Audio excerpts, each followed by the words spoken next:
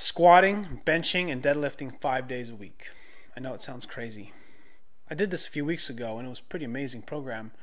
It wasn't really any program. It was essentially almost like I'm not sure if it's quite like it, but like a 5x5 strong lifts 5 days a week.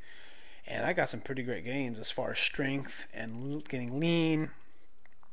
And I don't know if there's any real definitive muscle gain, but definitely some definitive strength gain and some motor pattern improvement because I got a chance to practice a lot. Imagine, even if you bench press lightweight 5 days a week for 8 to 10 reps, I mean, that's a lot of practice.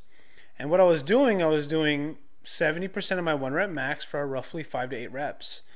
And I got to a point where I was benching 245 for 8 reps, which is pretty fucking good for me. Right now it's kind of cool because 225 is light, and I can freaking hammer 10 or 12 reps of those. And that's kind of what I got from it. That's probably the major thing I got from it was that, the bench. And then also the squat, I actually improved my flexibility because obviously if you do something enough times, you're going to get really good at it. And squatting to full depth or below parallel 5 days a week really did help. But that eventually ran its course and I couldn't do it forever because I just kept getting sore in the joints. Not the muscles. My muscles were fine. I can hammer the shit out of my muscles. It's really my elbows, my AC joint right here was freaking killing me. It wasn't really killing me, but it was essentially affecting me enough to where I need to back off. And I know I've been training long enough to know when to back off before a problem gets worse. So there's this idea of high volume, 70% 1 rep max, moderate, that's 75%, 65 to 75% is basically considered moderate intensity. And then you look at kind of higher intensity level, which is roughly like 85%, 95% of your 1 rep max. So that's heavy lifting. And I'm kind of playing around with different things, but here's kind of where I've fallen into because I've actually committed to doing a powerlift meet in February and I kind of have something to kind of guide me in one place now. I know what I'm actually going to do. I'm kind of focusing on training more intensely but less volume. The only thing I don't like is because I'm coming off of that high volume program is that I feel like I'm not doing enough. And if you feel this way, make a comment, share your feelings with me because I feel like I can't do enough or I'm not doing enough. And that's not true because recovery is one of those things that's really important. And we all hear this, but when you're in practice and when you're obsessed with working out or you're just really into exercise with your strength training, you just want to keep pushing and you want to get better. And it's just one of those things you just get into, like any kind of hobby, I guess.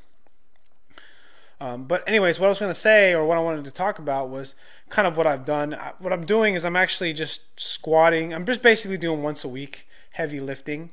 Essentially, I work bench, squat, deadlift, 1 heavy day and 1 light day. That's kind of what I've been messing around with. And it seems to be working pretty good for me. I like it. Because I'm so proficient at the deadlift, I actually don't need the deadlift very often.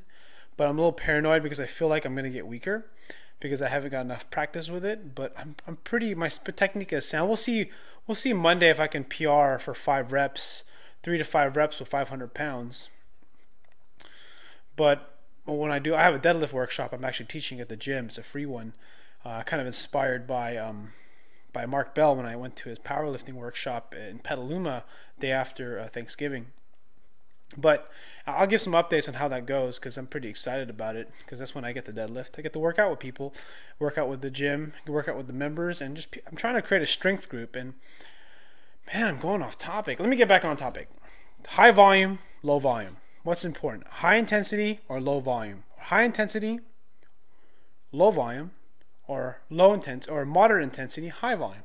I think they're both important. You know that they're both important, and you might actually kind of dabble around with kind of being confused of what you should or shouldn't do as far as how you should lift. And a lot of it is just fine-tuning your body and getting to a point where before you actually fall apart or start to have some problems with your joints or feel run down, you adjust your program. I don't like deloading because I have such a bad habit. I don't like deloading at all. So you just adjust your program to just do a few lighter days. I guess you do a deload day, but not a deload week. But it's kind of hard to push 100% 5 days a week. In reality, you really can't. You can't push 100% on your chest 5 days a week. It's just impossible. You're not going to get good results and you're just going to end up hurting yourself. If you're coming off a lot of recovery, you might be able to, maybe for like 100% for 2 days a week, but it's just not going to work over the long term, because really what you want is you want consistent gains in strength. And kind of one of the things that I learned from strength training, or what I've learned in my own personal program and training, is that I went through all this the wrong way. I focused so much on trying to do bodybuilding stuff and kind of doing the 5-day bro split and all that kind of stuff, where you do chest one day, back one day, legs one day. And what I'm learning is I just wasted my time. I didn't waste my time, but I left a lot on the table. And if I just focused on getting stronger, I would have got better results. And I think for a lot of people, that's really all you need to focus on. You need to focus on getting stronger. And then once you get to a certain strength level, then you focus on increasing volume. Don't worry, because I mean, the thing is this, being consistent, being able to recover, and lifestyle, because a lot of different factors. So when you say what's the best workout program, it really depends on that. Do you really get 8 to 10 hours of sleep? If someone who gets 8 to 10 hours of sleep a night, and able to really eat good solid nutrition and really get their calories in like they're supposed to, I mean, you can do really well, and you can train pretty hard and really frequently, twice a day, get some pretty good gains. But a lot of people don't have the time to sleep that much, nor do people dedicate that much time to exercise. I have a job where I have to wake up early in the morning and train a 6 a.m. client, and sometimes I go to bed late, and it does mess with my recovery. I mean, I can psych myself out, drink some caffeine, and freaking just go to town, but over time it just catches up with you.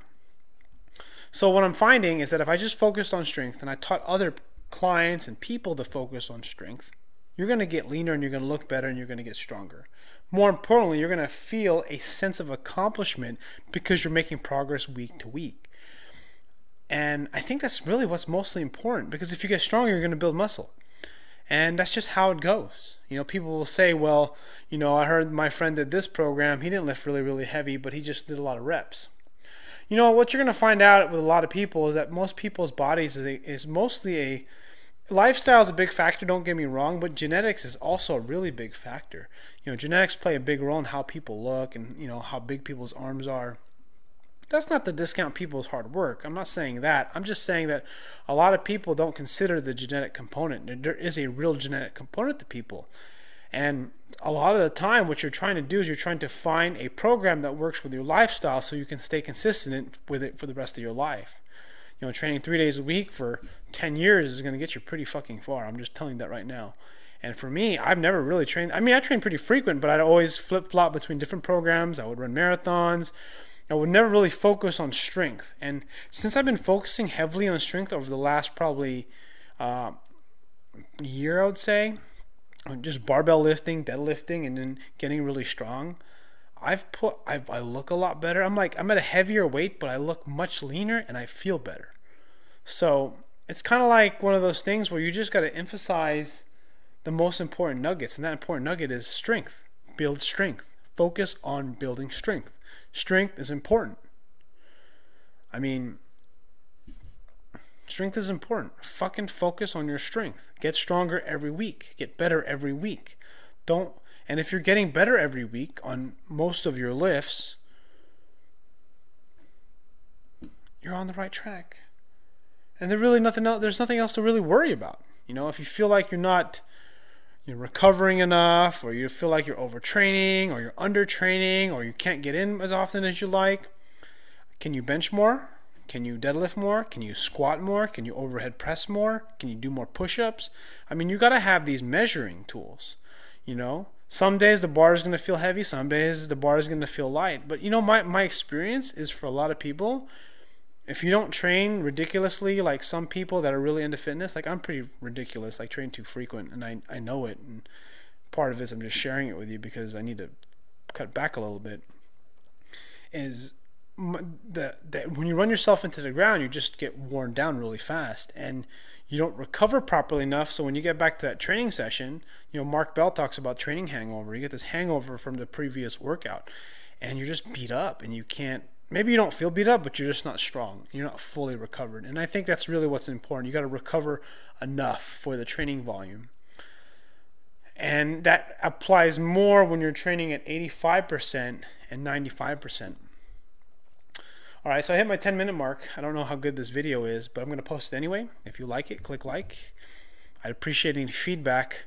I make a bunch of videos and sometimes they don't ever make the cut. But this one has about, I don't know, it's about 60% good enough. And in the next video, I'll try to stay on topic. But anyways, thanks for watching. If you like this video, click like and please subscribe. I'm just a real person trying to get stronger and help other people get strong because I love this shit.